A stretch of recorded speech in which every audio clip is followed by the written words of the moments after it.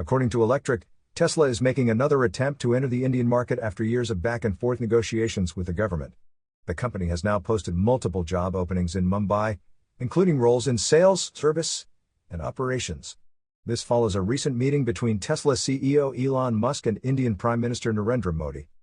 India recently introduced a deal allowing reduced import duties, dropping to 15%, for up to 40,000 electric vehicles, provided the automaker commits to investing around $500 million into local electric vehicle manufacturing within 5 years. The factory must start production no later than 3 years after Tesla begins importing vehicles at lower tariffs.